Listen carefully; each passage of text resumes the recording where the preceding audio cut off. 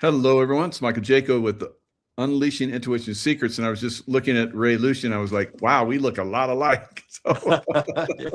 Sorry, man. yeah, that's, oh, yeah, no, I'm sorry. So Ray is a former military veteran. He basically got involved with the group that does child rescue. I'm really looking forward to this because I've talked to a lot of people about this, and Ray is right on the front lines of this. Mind-blowing and disturbing stuff that he's run across. I can't imagine some of the stuff you've seen, Ray, but thank you for your service in the past and now in the child trafficking, human trafficking field. So thanks for joining us, and welcome.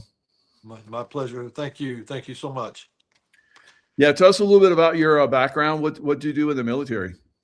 I was Navy, and I was with the amphibious, we call it amphibs, or the Gator Navy, amphibious assault forces, and deployed with Marines, Navy together. I did my first deployments were, well, it was in 1979 to 85. So the first deployments were 85 counting reserve time, were across the Arctic. It was Cold War then, so you got to sneak in the backyard of Russia.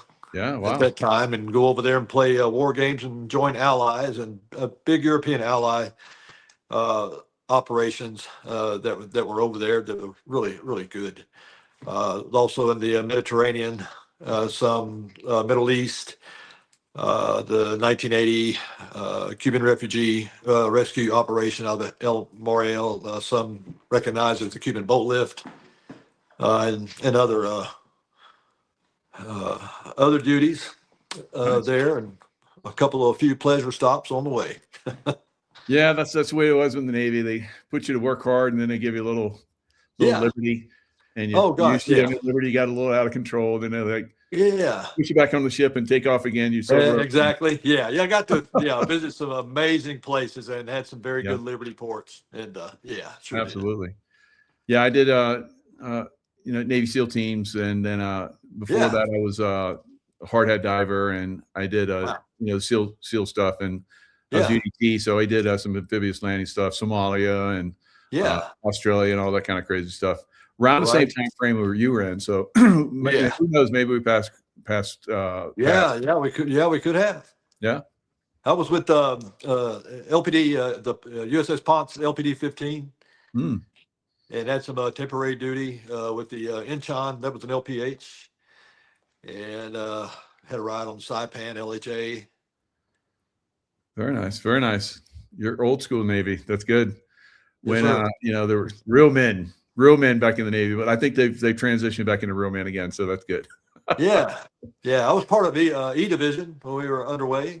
Yeah. Very nice. Very nice. So so you got out of the Navy, and then you kind of like were searching around. Tell us a little bit about that. Yeah, I did. Actually, my transition was not real successful.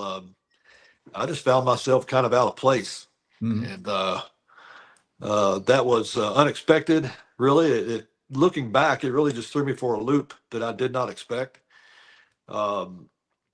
I didn't know, I really didn't know what depression was or anything like that. I went through a lot of that, and wish I could have defined it. I wish I had what it took at that time to reach out, because I had people around me that loved me. I had a loving family and all of that. But it would take me some a few years to get on a path of purpose and to get into a lane, worth running in. And I went into youth ministry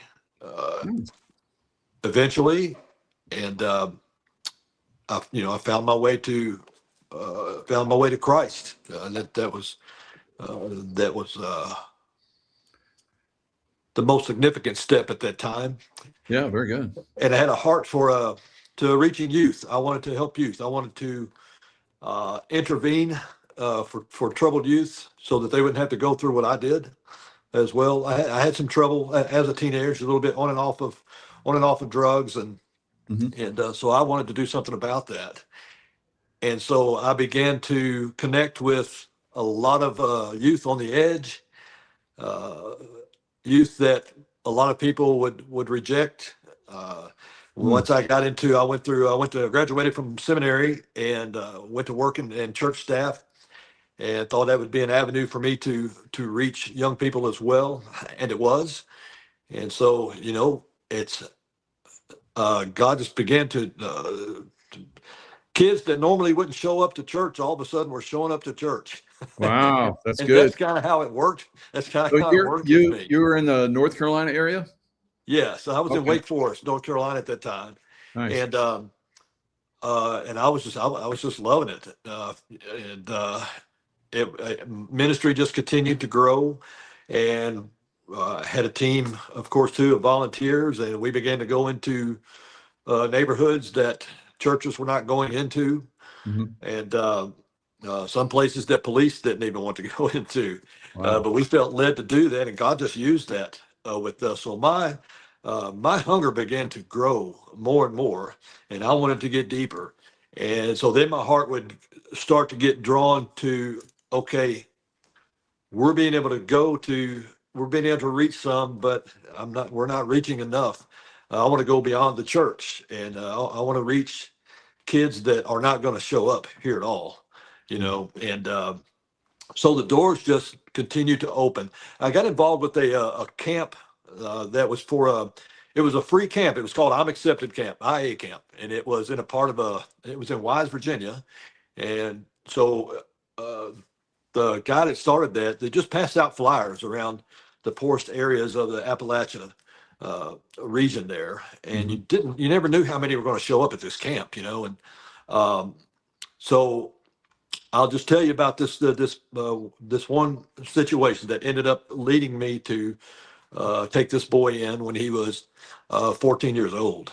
And a pickup truck pulled in there. About five boys jumped out of the back of that pickup truck. When it came in, they had pillowcases. That was their luggage for the week, and each of them had a skateboard. And one of those boys had really touched my heart that week. I just really felt my heart just really went out to him. Hmm. And a few weeks went by after that camp, and I got a call from the guy the founder of that camp.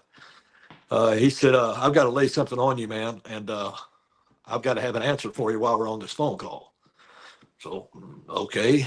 Well, Jason, he had um, he had had five stepfathers by the time he was 15, and had been groomed, and his abuse was. I won't go into details of any of that here. It was It's just beyond gross. It really is No. disgusting. There's no words for it, really. That pastor did end up going to prison, and he got dealt with there, which we're happy about. Yeah, they don't So like child molesters in prison.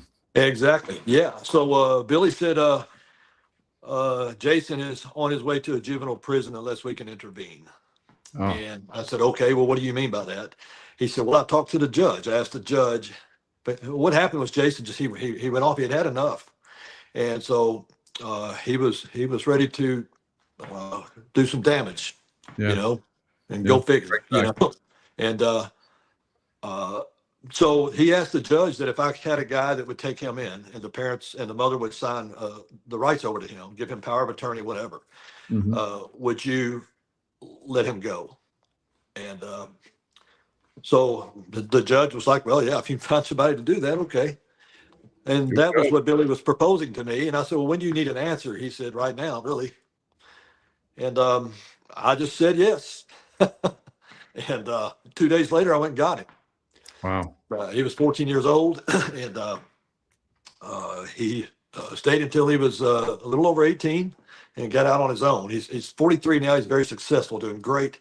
Oh my God. Um, Wow, that's and amazing. yeah, and so that opened my eyes up uh, to all of that, all of the abuse, the trafficking, the grooming, and everything. That was really new to me. Um, Yeah. and I knew then that I want to go deeper into this, but I don't know when, and I certainly didn't know how. Yeah. Um, so Jason, he goes on into his adult life, and I went on about my life. I went to work out in the secular field, and I was doing itinerant speaking at youth events and student events, that sort of Mhm. thing, camps, retreats, and it just, it was like God was just showing it to me, little by little. So about 6 years ago, I started, I was looking for something to do on a weekend to volunteer my time. And I just, okay, what I've heard people say, what makes you laugh? What makes you cry? And I narrowed it down to those two things. And trafficking and abuse of kids just kept playing over and over. I discovered Veterans for Child Rescue on YouTube, Craig Sawyer, and started watching that and decided I would go through their vetting process to volunteer. And I thought I was just going to pass out brochures at community events and that kind of thing, and just spread awareness online. Share Yeah. the stories, whatever it was. And the more I did that, the more I learned. I had to go deeper somehow, but I didn't know how. Mm-hmm. And so then Craig was doing an interview with Boz Boz with Association for the Recovery of Children. And he was starting a training course to learn how to run operations all the way, from beginning to all the way through rescue interventions, safe housing, starting your own nonprofit. Now, everything that you needed to know. It's the only training like it. And if anybody wants to get in on boots on the ground and learn, that's the course you need to take. And so I went And to Greg Sawyer's got a very storied, interesting past. Former SEAL Team 6 guy, and yeah, like me. yeah, And I've seen some of his shows. His daughter was part of trafficking. He rescued her, and then they worked together to find other people that were trying to do child trafficking. Oh my God, great story. Yeah. He's got the movie. What a great guy to get involved with. Man, no kidding. And he's got the movie Contraland that is on his website too. That's interesting to watch. And so they have B4CR and Association for Recovery of Children. It's such a, when you get involved with them, it's such a great network, and they will do anything to help you if you want to get serious, about helping. And that's great. so I went through that course, and I still didn't know what I was going to do. Once I went through that course, I was like, okay, well, God, I got this certificate. Now what? I don't need a certificate. What do I do? I was actually afraid of looking like a fool, because I didn't know what I was doing. And the training, I was there in Estes Park. It had a lot of SF people there, and I felt really out of place. Yeah, it was great. You'd have fit right in there. But they were all so encouraging. There were women there too that were doing a great work fighting trafficking. And Boz was just very encouraging. And so I got back to North Carolina, and I was like, okay, I don't know what I'll do now. But one of my volunteers at work, I was working in a crisis ministry. And one of the volunteers was at a church, and they were going to be having this event, which introduced me to Awaken Bold with this event that's coming up next month that they're sponsoring. They were having an event like that, and the volunteer at work linked me up with them, and they wanted me to set up a table or something at their event. So I got in touch with Craig and his volunteer coordinator, and they sent me a bunch of literature and banners and stuff to set up a nice table, and just to share awareness and stuff. Yeah, there's a flyer for Awaken Bold. Amazing lineup of speakers on there. I was looking at that. Kathy O'Brien, Juan O'Savin, Jason Amelia, Cisneros. I've done shows with all of them. They're great lineup, guys. Good job. Yeah, it is. So Boz was booked to be speaking at this event, and then he was not able to make it. And Boz, his resume is pretty impressive, just like Craig's. And Boz is a co-actor with Blacklist. That's a big draw. Retired CIA, retired counterterrorism expert, and author. Really very, very impressive. Well, he wasn't going to be able to make it, and Tina asked me if I would be willing to stand in for him. My first reaction was absolutely not. they're looking for Boz, not Brian Prather, and I'm going to be a deal killer, there. So, but it ended up working out. It just really did. People were there. People really were there for the reason of, the mission and to do something about trafficking, so me being So, up there Ray, didn't let change me ask you, it sounds things. like God has kind of directed you in this. Have you felt that way? Oh, big time. Yeah, well, that's the only way it happened. And I didn't know how to put any of that together. And, and each time we would do one of these events, the calls would come in and tips. And so the word began to get out that people could call me if they wanted to. People that are witness this or think something is going on or what they see, they Hmm. don't want to call police. They're afraid. Yeah, They're afraid of cartels, and that's legit. That's a legit absolutely. reason, legit fear. Unfortunately. Yep. And I've never had to involve anybody that's called me, with the police. There are certain times you got to get the police involved, of course. Sure. Uh, and I've had good experience with that. Uh, So the first, the training you went through, did that help you to, or did you learn how to work with the police and oh so yeah, forth? Yeah, yeah. They listen. That course is so thorough. It's intense. I mean, really. it's every day, all day. And there's a FBI as well. Yeah. Oh, you would love it. Yeah. There's three-letter agency personnel involved in Incredible. that training as well. Some active duty SF people from different branches. So the good guys are involved in that. It sounds like Oh, that's big good time. because Yeah. we know Yeah. there's a corrupt side. So Yes. And they are so helpful, is yeah, good. what's amazing. And there's something new to learn. I've gone to three different courses. I mean, it's the same course that they teach, but there's something new, every time because Hmm, they're staying up with it. very And cool. so, yeah, it's worth it. Even Craig mentioned coming to one at some point. Hope he does. I'll go to that same one. Um, and so, the very first call I got was actually a guy I was in the Navy with, and he was a police officer in a county in Alabama. And he had a 13-year-old girl in his car who had been trafficked for a year. She was 12 years old when she started Oh, getting trafficked in Houston, and they ended up getting her back to Alabama. But he literally said this. He said, "We don't know what to do with her. yeah. Do you?" That's why he called me. And, Hmm. I'd heard Boz and Craig and others say that, police are understaffed and not trained specifically in how to deal with this. So I was kind of, wow, they're serious. And so the only thing I knew to do was call Boz. And he had me on the phone with a detective in about 15 minutes Hmm. that intervened. And this is how helpful they are. Uh, Awesome. Intervened, and this detective actually used to work in that county at one time. Huh. And uh, our what we were up against though is getting uh, custody of that girl to get her into a safe house with them where there would be long-term safety, healing, counseling, therapy, everything. But we had to do it. She said that we've got to get to her before the Child Protective Services does, Yeah. and we didn't beat that Oh, deadline. Child Protective Services wow. did. That's Yeah, crazy. yeah. So, CPS got her. She ended up getting uh, she actually ended up having to stay at the police department. I guess they put her in a cell. Um, but she ended up getting sent back to the same place she ran away from.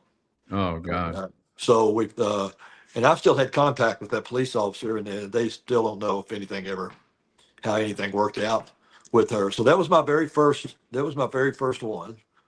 And But I think that's one of the hardest things is because there's not a lot of homes, for no, trafficked women and children and so forth. And yeah, that's one of the things people really need to understand and really get involved with. I've had a lot of speakers about that. yes. It's tough. Yeah, there's a huge need for that. And when you talk about safe house, it doesn't have to be a home that's going to house 30, 40, 50 uh, victims that we want to turn into survivors. That's what we want to make them. I know a person that she's opened up her home for me to uh, a survivor that had been trafficked through Children of God cult, of all things, the Children of God cult. She had been trafficked all over the world, and she had a daughter at the time. They had to escape an abusive marriage that they were in, and uh, so this volunteer that I know, good friend, she put her up for a few weeks until she could get a good plan and where to go. And her and her daughter are safe and have been overseas now for about 3 years, doing great. But just spoke with her this morning, matter of fact. Oh, good. And so they were able to get to safety. So it doesn't have to be, some big organization or big program. It could be your home. Can you take in one child? And I like to, to ask the question too. Why can't you? Don't look at it. Can I? But why can I? Why can't I? And maybe look at it that way too. I did with Jason. Um, I was able to just get in the way of what was attacking him and put a stop to that. And really, listen, he was no trouble. He was a 14-year-old boy full of rage and anger. He got involved got him in MMA classes, and he became There a you go. great fighter in a cage, man. I And bet. but he had his first child. I tell you, this is what was cool. Uh, he, I mean, he was a good fighter. So he had the potential of going professional in it, but he would have to be gone more than he wanted to, and he had just had his first child. Uh, And so when he called me about it, we usually take 24 hours. Okay, let's think about it overnight, and we'll talk about it again tomorrow. And he decided not to go because he had just had his first child. He said, I never knew my father. I don't know who he is today. I've had 5 stepdads. He said, there's no way my children are going to go through that. And uh, so that's the kind of man, that he became, that's and the kind of fantastic. man he still is today. And so, it could be just one child. Yeah, you may have the resources to open uh, up a larger home, Hmm. for that. But it's possible, and you can be taught and trained, how to do that. So everything matters. The end result is not the whole package. Just the rescue is not the whole package.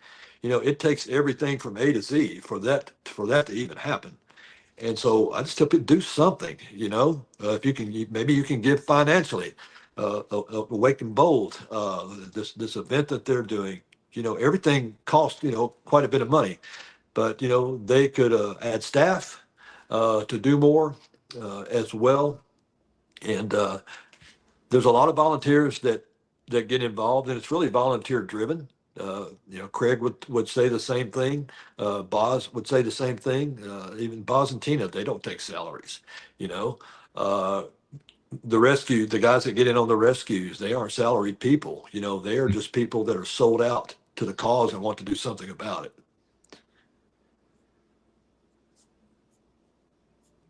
Yeah. So, our mission, we are dedicated to increasing awareness around child trafficking and supporting organizations that rescue child trafficking victims. We work on changing the statistics in our neighborhoods through our town hall meetings and Yeah, trainings provided by veterans for child rescue. And yeah, then you get child rescue, vets for child rescue. right. Uh, so yeah, you got some pretty heavy hitters that are involved. Pretty Yeah, cool. yeah, we sure do. And I just can't say enough how helpful they are. If you want to get involved and volunteer, they will do everything they can to help you. Craig and all those guys have been super. And Awake and Bold, man, they it was a group of women that I met, and I'm not. They are sold out to this, and I owe them a lot. They really helped train me a little bit, to get me involved and to speak and do trainings as well. And they've just been gracious, with all of that. We've done some good trainings and had good turnouts for those. Excellent. And So so this slide right here is pretty incredible. I had no idea. Each child predator abuses an average of 70 victims. that's mind blowing, isn't it? Yeah, Whoa. yeah. That's why we That's need more hard to people put involved together. in this, right? Say again. That's why we need more people involved with this. This is a very serious Yeah. problem. Yeah. Yeah, yeah, yeah, very serious. Look, it's a multi-billion dollar criminal enterprise. Hmm. Estimated at, we could say 152 billion is what it's estimated at. It's probably more than that, probably a lot more than I, that. I Now, I think it's closer to a trillion, I do personally. too. And listen, you take a third of 52 billion of that comes from the United States alone. We are the largest purchaser uh, Hmm. of trafficking. That's what I've We heard. are the leading purchasers, the leading producers and porn, which is one of the fuels. The fuels are money for one. I mean, it's pay to play now. And so the money, the porn, those are huge fuels. The demands. If there's a demand out there, I don't care what the age, all the way down to infants. If there's a demand for it, there's somebody that will supply that. And Wow. the request for the age groups are just getting younger and younger. I mean, that continues, to increase too, and boys too. Let's not forget boys. We call them some referred to as the invisible victims, because we have this paradigm that it's just little girls. Well, it's not that. It is little girls. It's but it's boys too. It's adults, adult men and women that are victims of this, and so. But the United States, is the number one customer worldwide. Yeah. Now I've had guests on that have talked about the neighborhoods and some neighborhoods, communities, and so forth. Yeah.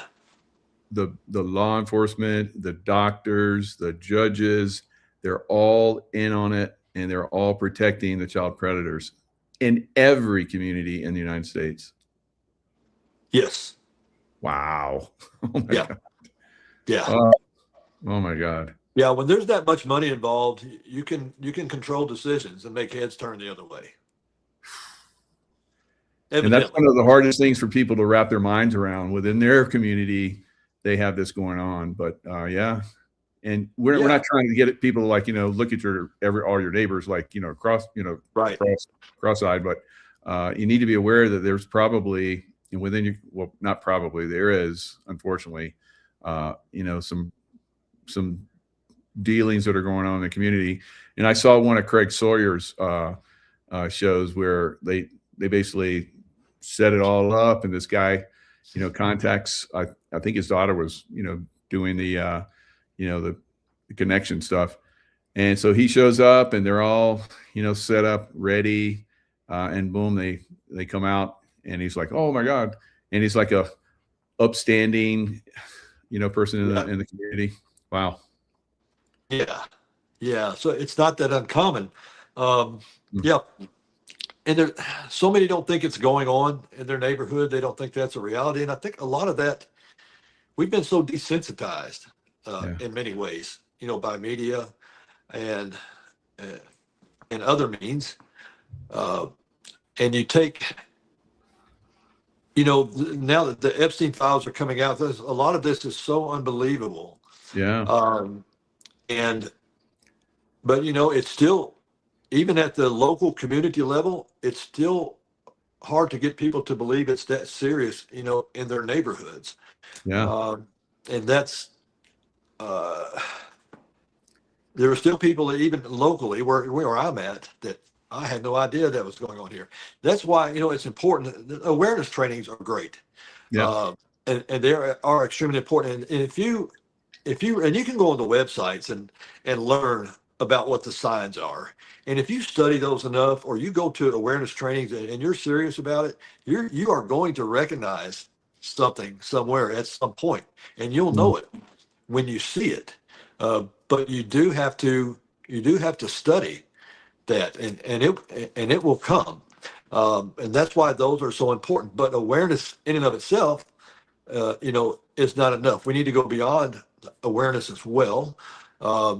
Boz brought up with in an interview. I think that interview was with Craig. And it was with someone else. He was talking about, remember the milk cartons when the missing kids would go on the milk cartons? I was going to ask you about that. Yeah. Yeah. Well, Boz mentioned this. He said, that was a great idea. It made you feel good to buy those with that child on there. But there is no documentation whatsoever that ever led to a child being found or rescued. Wow. But, it made you feel good, going to see The Sound of Freedom. That was great to get that out there. Okay. Maybe it got some people involved. I don't know. If nothing else, it was awareness, that was happening. You need to be aware that, don't just lollygag in your neighborhood, especially as a kid. I have a story. When I was a kid, they taught us as kids to, never trust a stranger. And that's right. Yeah. I can still remember the song, So I was walking home, little kids, you walked home. I live close to school, and this guy comes up and driving a Cadillac, seemed like a real upstanding guy. And he rolls down his window and he says, "Hey, where's so-and-so?" Like I would know directions, I'm like, "I'm sorry, sir. I don't know where that is." And so he opens his door and he says, "Get in and you can help me find it." And I'm like, "No." And I'm like, I'm already thinking, okay, I'm going to jump this fence. I'm going to jump that fence and I'm out. So, and then he got pissed off and then he drove away. Why? I learned that you write their license down. So I wrote his license down. I gave it to my dad, who had a friend that was I grew up in South Carolina, and SLED, which was a special division that looked out for stuff like that. And he had a friend there. They tracked that guy. He was wanted in another state. And so they arrested him. They tracked him down, arrested him. Wow. He went to prison for a long time. Man, good job. But I mean, how is education these days for kids? On the, I have spoken with a lady on the Board of Education in adjacent county to here, and also a few educators. Now, it is mandatory, for instance, in North Carolina, to teach awareness, but it's done through the educators, through the teachers. I've not had one teacher tell me that they believed that it was any good at all, and some just like, just read through it and give it to them and just say we did it. Oh, wow. And that's part of the problem then. So it looks good. Doing any good, not that we know of. Another call that I had gotten once was somebody in a neighborhood as well, a very nice neighborhood, and there were two large 50-passenger vans picking up van loads of Asians there early in the morning, bringing them back late at night. That ended up being a human slavery operation, actually. Wow. And a detective who was local for trafficking, they got involved in that and took care of things. But one of the big clues on that house was, it was a non-home, but every window in that house had an AC unit in the window. When none of the other houses had that. So that was one big flag. Wow. The lower level rooms were boarded up, no blinds or anything like that. So that was a huge key right there. So he did a great job at calling that in. Of course, his first request, I don't want my name involved at all, police or nothing. We didn't have to, so they took care of that. You have cell phones now that you can get pictures, but you got to be careful with that too. You want to be very discreet if you're doing that, because you don't know, they may be that child or somebody you see, a teenager or whatever, maybe with an MS-13 gang member or Latin Kings or something like that. You do not want them. I had done that once before, and even Tina Bos's wife, she rebuked me on that, said, don't you do that, and you got to be very careful. And I was actually staking out a situation at a hotel, a Red Roof Inn. Red Roof Inns are notorious for trafficking, and I was on to something, but I was by myself, and that was a mistake. Should not try to go rogue doing this kind of stuff, and I knew better. But I just thought I'm going to take some time and watch this a little bit. And I got painted, man, by a group of, they were transgenders. They were dressed that way anyway. And they were in a van and they saw me. And I had dark tinted windows. I didn't think they would see my camera. Well, they did. And they came after me. And I was by myself. I was outgunned. My protector was in my book bag right behind the seat. I couldn't get to it. I just had to nail it. And I passed up a pickup truck that was going really slow in a curve. And I went around that pickup truck in a curve, man. And the grace of God, nobody was coming the other way. And that's the only way I got away from them. But they were after me. Yeah. That was a scary situation. I'm not going to lie. It scared me. Yeah. Yeah. So, training, helps out quite a bit, but yeah, I know you're going to push the envelope occasionally, and Yeah. Glad you didn't get burned.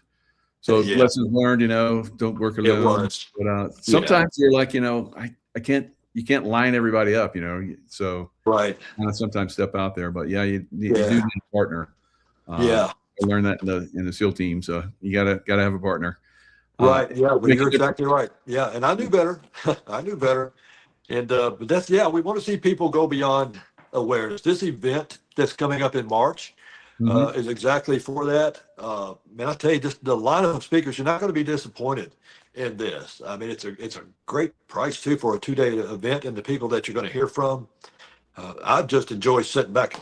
I'm speaking somewhere in there, but I just enjoy sitting back and enjoying everybody else. Yeah. Uh, it's an honor to hear from these people. For me, I'm humbled that I get to have any part, in any of this at all. But we do want to see people go beyond that. And there is something that everybody can do. There's something, and just have to identify what that something is. Uh, uh, but we hope that, and pray that this is well attended. And these numbers are real. That we put out there, and when it comes to these statistics too, this is just what we know. This is what's reported. Mm. And I think you touched on that well. It's probably trillions. All we know is what's reported. We don't know the rest of it. And what's reported is certainly not all of it. Yeah, absolutely. When you think it's in every community, Yeah. that's a lot. There's a lot of Yes. communities in the United States, Yeah. thousands. So that's a lot of money changing hands, daily, Yeah. weekly, Yeah. monthly. Yes. So where do most of the victims come from? Are they coming from illegal immigrants, like we've heard a lot, or is it from certain communities, children getting snatched? How's it working? I just learned recently from Tina Vaz's wife that the abductions are starting to increase. Uh, Really? Starting to increase now. Now that wasn't the case before necessarily because it Oh, was. because of illegal immigration.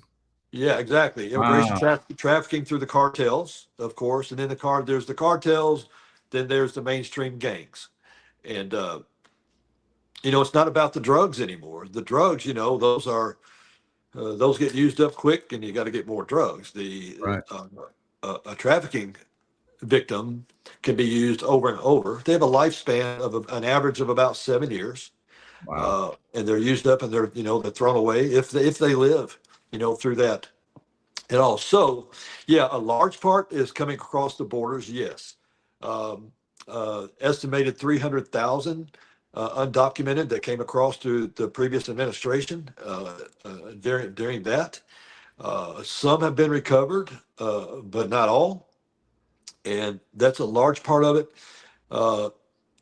An estimated 44% can starts inside the family unit somewhere, a relative, somebody close to the family. That's a large part of it as well. But it's not all of it, and that's not uncommon. These are in very nice neighborhoods that you would not guess. It's not just in marginalized, underserved neighborhoods, even though it's thick there as well, because a trafficker is looking for vulnerability. What they call this low hanging fruit. That's how they look at these kids. They don't even look at them as humans, man. Wow. They call it low hanging fruit. That's disgusting, you know. Uh, and that's what they go after. They're like wolves on a blood popsicle, man. And they are clever. Groomers are great at what they do. And groomers just aren't men, gang members, and cartels. They are. There are women that are groomers. There are boyfriends that will uh, get a girlfriend and they groom them for it as well. Sextortion, through texting and getting a nude picture of you and then using that picture uh, to victimize you with. Yeah. And you're going to make some money for me, or I'm I, going to be doing I've seen this. that recently where Yes. young men, 15 to 17, they think they're communicating with some hot chick, and it's and maybe it Yes. is, and then once they get the exchanging pictures like you're talking about, then Yeah. they say, hey, we're gonna, like, do this unless you do this for us, and they Yeah. commit suicide. There's a lot of suicides from this too. Sure have. Yeah. There's another one recently, a 15-year-old boy I read about not too long ago. Yeah. Did the same thing. Hmm. And so that's growing. That's that Oh my God. getting more and more. And there are pimps now that, because it's pay to play now too, and that the bar has been set very high, especially with the Epstein and that situation. It just kicked it up a whole nother tier. And so there are pimps that run 4 girls, let's say an average of 4 girls. If they're doing that right, and listen, these girls are servicing a lot of men every single day. They don't get a penny of this money, but that pimp is averaging about $2 million a year. This is all tax free, of course, and even the criminal enterprise, is as well. And I have a cousin that worked with the IRS. He tracked he tracked money through them. He tracked the Bitcoin and all of that, and the ways that they were moving money. And he didn't touch anything under $15 million that was being laundered and moved around. And he said he was watching this stuff get moved around all over the place. And he retired from the IRS, but he's still doing some work training the agencies in Moldova and Prague at the moment as well. And but yeah, it's just unreal what the amount of money he told me that is moving around like it's nothing. Wow. That's crazy. And like you said, we're learning a lot of new things from the Jeffrey Epstein files. Yeah. Now, the latest one that I saw today was this date rape drug garden exposed. Pedophile grew mind-bending devil's breath plants to turn trafficking victims into memory zapped zombies. Yeah. And I remember seeing this. My wife and I watched this one movie. It's called Think Twice. Right. It's about this very kind of like Jeffrey Epstein. He's very successful, and he brought in these high-end models and people like that, and they would do some kind of date rape drug on them. They'd have no memory of it, and then by chance, this one woman got bit by a snake, which the venom in the snake basically countered the memory loss drug. Wow. And she started to remember everything. And so, wow, I was like, that was an incredible movie. But now today we see that Jeffrey Epstein, was using this date rape drug memory blank, type stuff. Have you seen stuff like that out there? I haven't seen that personally on that level. Aware of it, that it's going on like that. And the thing that takes me back to, I wonder how much people are believing this. They need to. It's hard to get a lot of people to believe that it's going on in their neighborhood. Their nice little neighborhood. Well, it's time to wake up and understand that this is really happening. Yeah, it's just crazy. Yeah. So I mean, we've heard of, the crazy stuff where they do sacrifice and cannibalism and adrenochrome and all that kind of stuff. Have you seen anything like that? I'll tell you, I had a construction worker contact me. I don't even remember how he got my name. He was on the coast. He was at a house. He stepped out of that house to call me. No one was living in the house at the time. It was a very nice home, he said.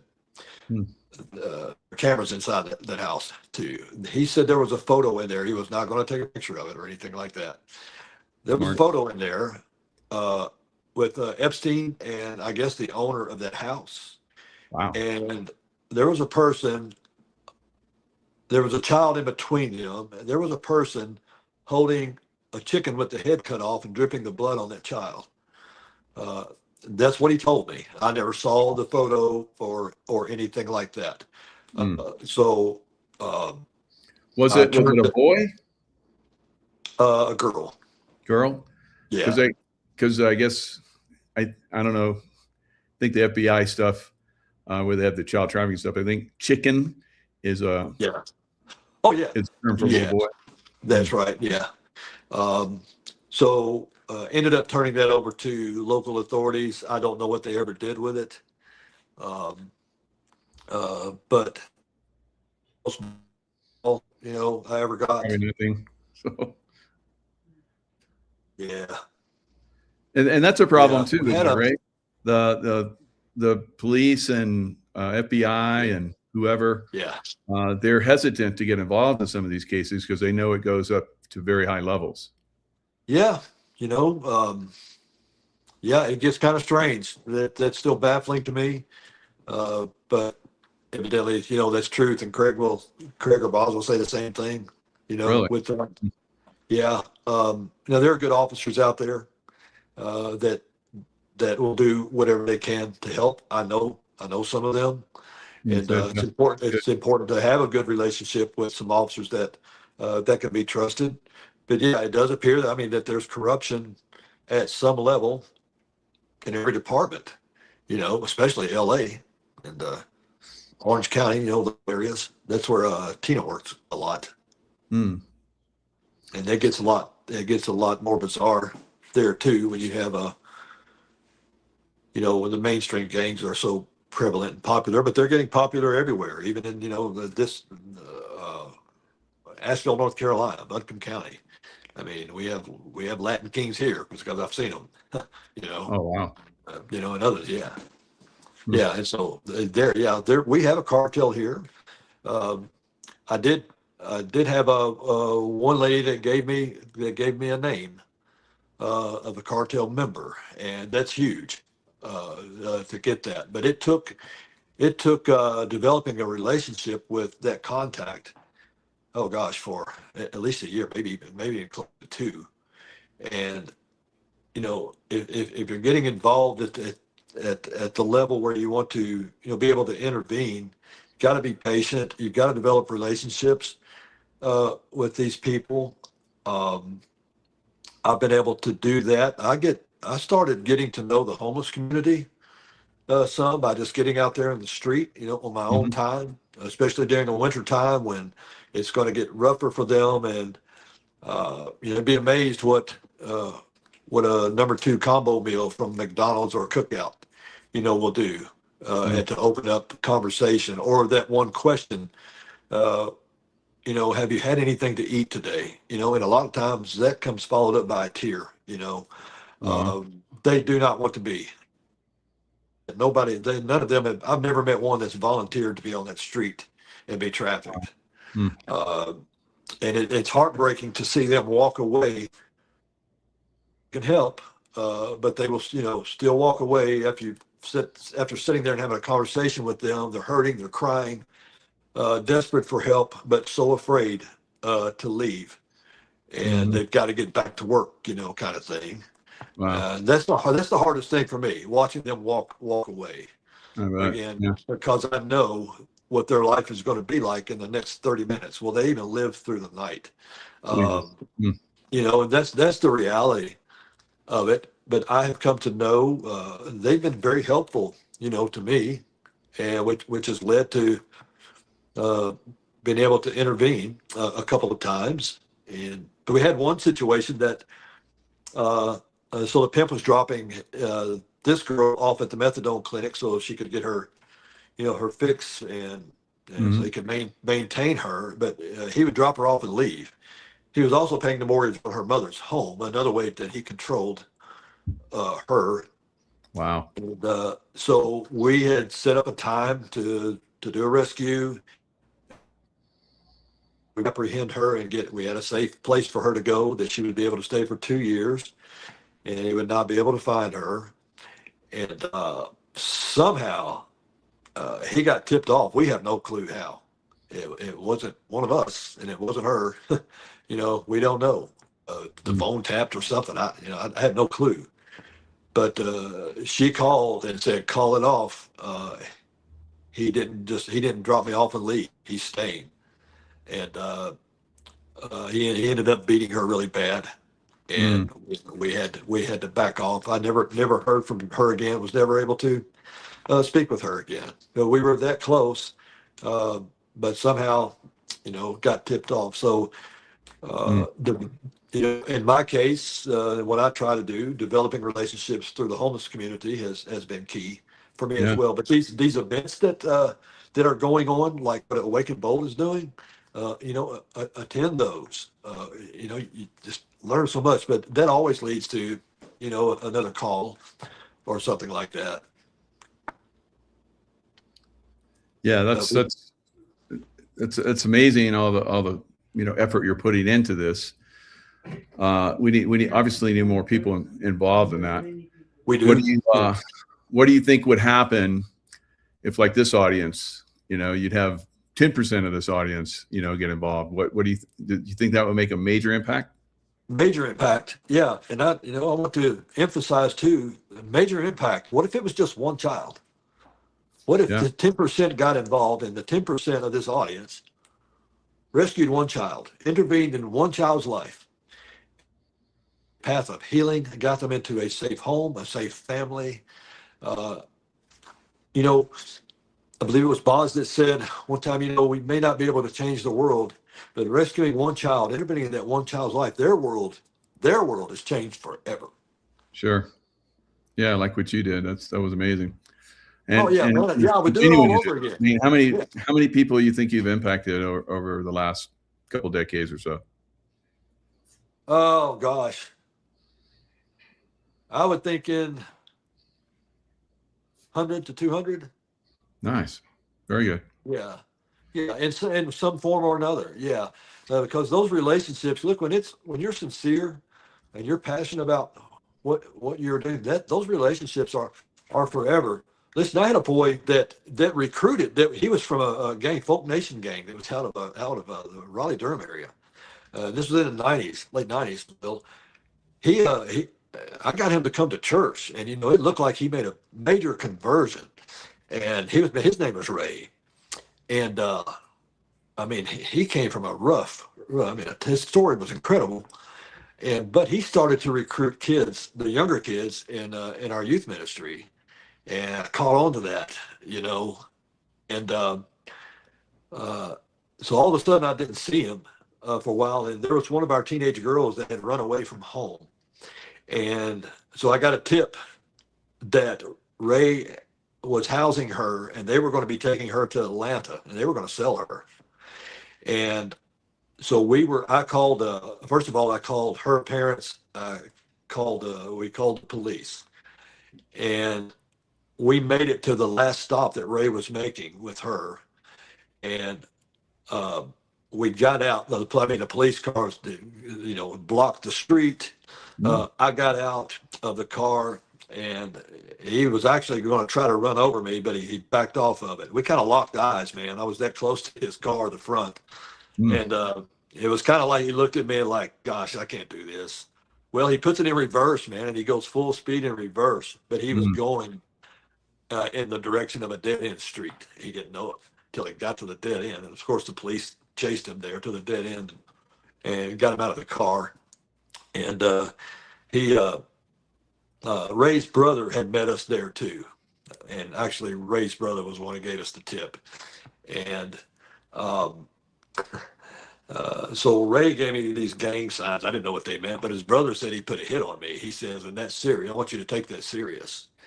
And so I never heard back from Ray. We ended up getting the girl into a House of Hope in Mm. Clayton, North Carolina, where she did very well. She graduated from there.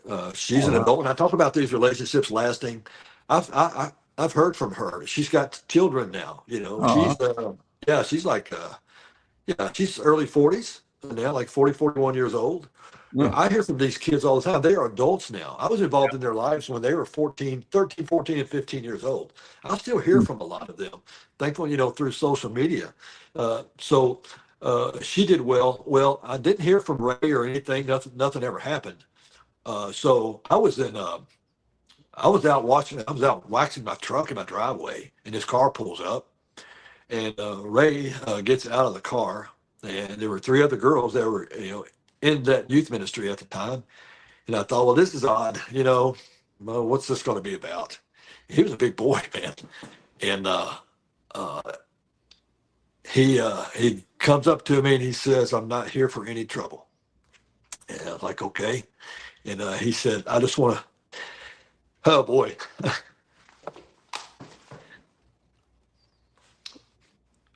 This is how significant your involvement is. But he said, "I just want to tell you how much I love you." Wow. He said, "I want to thank you for saving my life." That's what he said to me. That's what he said to me, man. Wow. He didn't end up going to prison for that attempt that he had. Ray was repentant. And, man, excuse me. I hadn't told that story in a while, man. Well, that's okay. We like the emotions on the good side. Yeah. And so Ray went on to get married and have he had a son that's in the Atlanta area, actually a great football player too. And he would call me and say, "Hey, man, I want you to come and go to church with us, come some weekend." And I told him I would. And I don't know what happened, but he ended up dying an overdose. He stayed clean for a long time, but he slipped. He overdosed on heroin. And that was about, I think that's probably 6 years ago, something like that. I don't know what happened. I've spoken to his brother, and his brother didn't go into a lot of detail. It was hard for him to talk about, as well. And, I had another boy that I took in, around the same time I took Jason in. They had actually grown up close together, were raised close together. They hadn't grown up. And Chris, he decided he wanted to go back to his mother, who was an addict. And he ended up shooting himself up with, this would be some years later, but he shot up something that his mother had made up in a syringe, and it killed him, as well. And he was a victim. And man, I tell you, the abuse, the molestations that they endured they're just gross. They're just unspeakable. But that's how important it is. And when I say that Jason never gave me a bit of trouble, I mean not a bit. He just wanted to be loved, and so we just loved him, man. And he absorbed every bit of that, and he tried to return that with performance and affection. I'm gonna do my best at everything that's available to me. And I'll tell you this, man. One time I could tell he was tense, about something. Now we had to go through some changes. I mean, I kind of had to boot camp him a little bit, kind of strip his identity and let's rebuild, but he understood what we were doing. Didn't mean he liked it all the time. And so I'm looking at him, he was standing up, and I said, "I can tell you, are very intense right now and not sure what's going on. And I believe that you've never seen a good outcome of this before, but I'm telling you, what's happened to you in your past before you got here is not going to happen to you here. We're okay, man." And I just said, "How about a hug, buddy?" So we hugged each other, man. We cried in each other's arms. I don't know how long. It seemed like forever. And man, he would follow me around everywhere after that, in the house and stuff. And one time I was getting ready to say, "Man, would you stop following me around?" Like that everywhere I go. And listen to this, man. I don't know how people feel about this, but I felt like God just spoke to me in my spirit and just said, "Don't you say a word. That's how you should be following me, and that's how you should be leading him."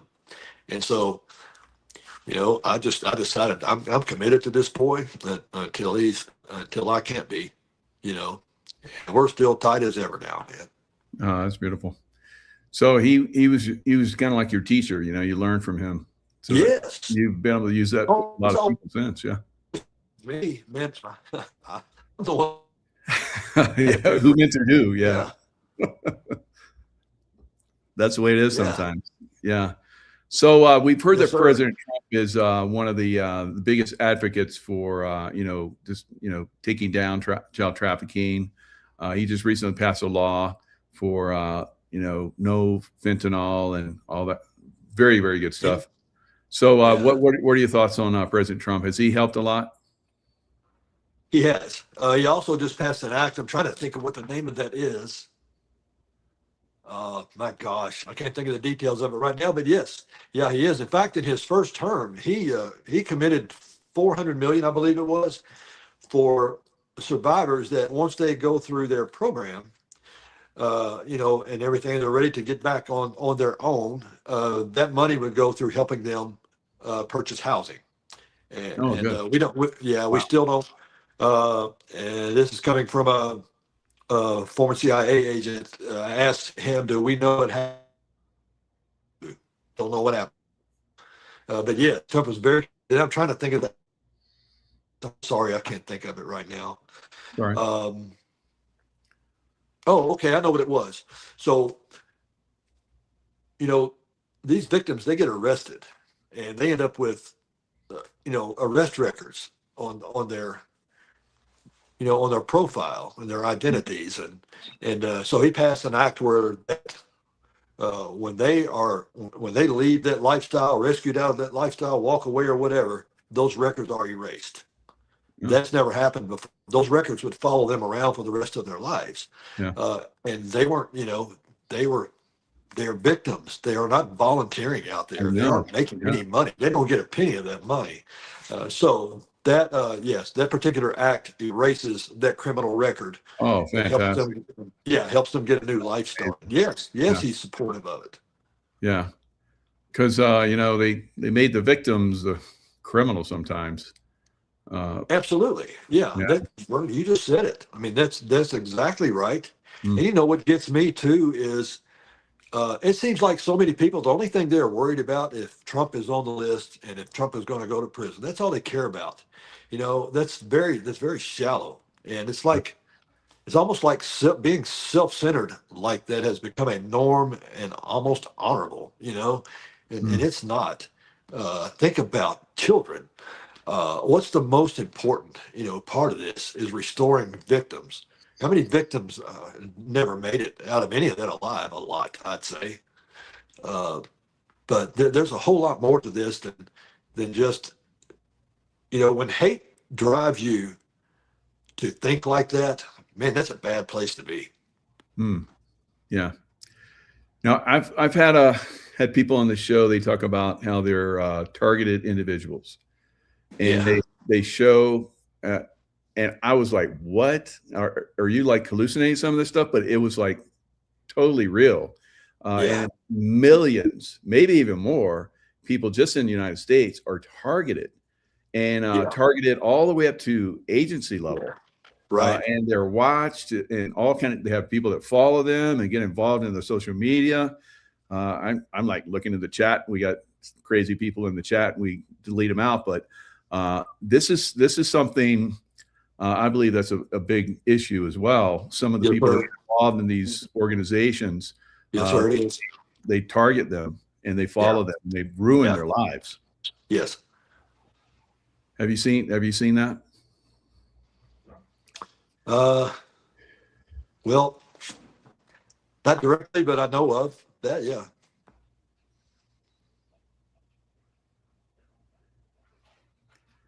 You're kind of cutting in and out a little bit. Okay. Yes, I'm aware of what you're talking about. Yeah. Okay. Uh-huh.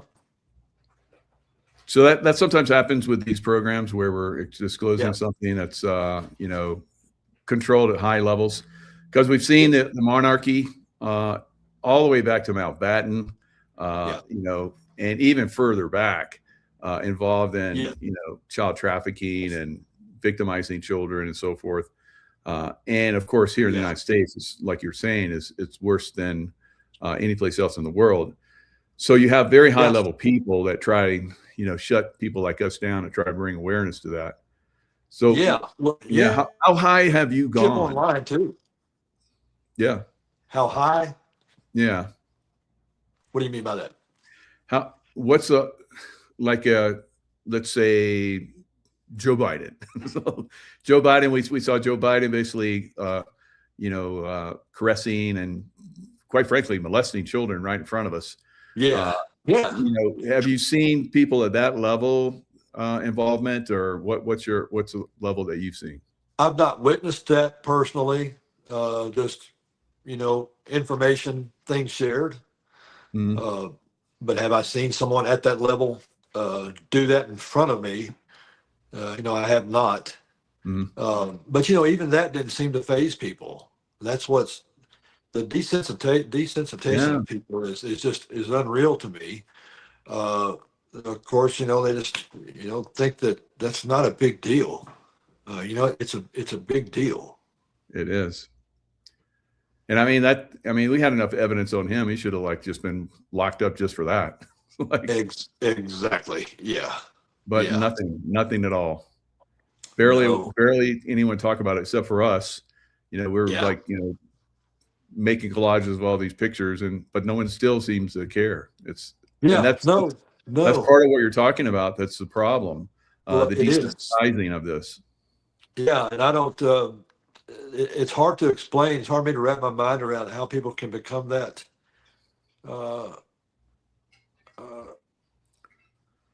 Just desensitized is the word I come up with that. It's just unreal, and that's media. That I think is responsible for that. They have an agenda, and it's working.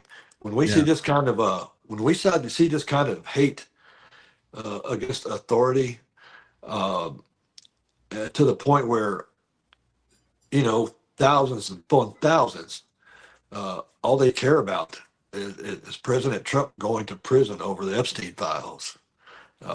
That's what he's in the that's files what, because he was telling the police that Epstein was probably exactly. need to be looked at. So, yeah, he's the one who called them in 2006. Sure did. I mean, that's solid evidence, and of course they don't want to believe another it. one that does these shows like I do, Mel K. Yeah. He worked at Mar-a-Lago, and there were a lot of women that were complaining about Jeffrey Epstein, sexualizing and stuff that he was doing. And Trump said, "Don't let him on the property ever again." So, right. And no one knows about that hardly. Exactly. And they don't want to listen to that, and their hate blinds them to truth. That's what's happening too, and that's what hate does. Yeah. Yeah, it's frustrating. So this awareness program that you guys are doing together, I don't know. I don't know if we can get to it or not, but that looks pretty phenomenal. So Horseshoe Farm, in Hendersonville, North Carolina. Yes, sir. It looks fantastic. It's a beautiful place. Yeah. Yeah. Okay. So it's how many people can it hold? I'm not exactly sure on that. I would have to ask the ladies about that one, Hera and Melissa and the other. Very good. Yeah. So anyone it's a pretty large venue. I want to say 400 for some reason. Oh, okay. Maybe that's right. Very good. Yeah. Yeah, we're looking forward to getting more people involved in this, and this is how we do it. We attend these types of events and network, and start like you did, went through classes to get more involved, and it just opened doors for you to get more involved, and that's the way this works. Yeah, just find something to do. Even if you just stop at passing out brochures, at community events and vendor shows, or whatever. Helping people learn more about this. Share it. If you see it online, you see Craig Sawyer post something online, you see Boz post something online, hit the share button and forward that out to your contacts on social media. Use that for our power as well. Fantastic. So Ray, this has been a great conversation. We got to have you back on to do maybe a deeper dive or go down some rabbit holes or whatever. Anything that you would like to come on and talk about, you just let us know. We're totally going to support you and anyone else in that lineup, because I've had many of them on my show that would like to come on and talk, maybe roundtable type stuff. That would be fun too. I could definitely point a couple of people to you. There's a Starfish Ministries that's out of Colorado, and this this is a unique one, and the reason I bring him up, Sean Wheeler. Sean was a boy that was trafficked. You know, a young boy. He's an adult man now, but he Oh, was wow. trafficked as a young boy years ago. And so he has Starfish Ministry goes after the intervention of boys being trafficked. So he's focused solely on boys. And that's something that we need. I'll be glad to get his information to you as well. But Yeah, yeah, that'd be great. anything that you can do, and that's awesome. And thank you so much. Yeah, I mean, it's tough to come out and talk about this. You know, I've Yeah. been doing this for 5 years now, getting people out, and Wow, people yeah. in the beginning were like, "No one's going to watch this. No one cares." Right. And we've been Yeah. doing this for years. I was like, my audience will care. Yeah. Yeah, it's been good. All right, Ray. Well, you know, like I said, great show, and look forward to maybe getting involved in this Wake and Bold. So we'll see. All right. Yeah, I hope you can. And I hope a lot of people show up. Hope it blow it up. Yeah, amen. And thank you for your service too with the teams. All right, sir. Have a great evening. Okay, you say ciao. Ciao.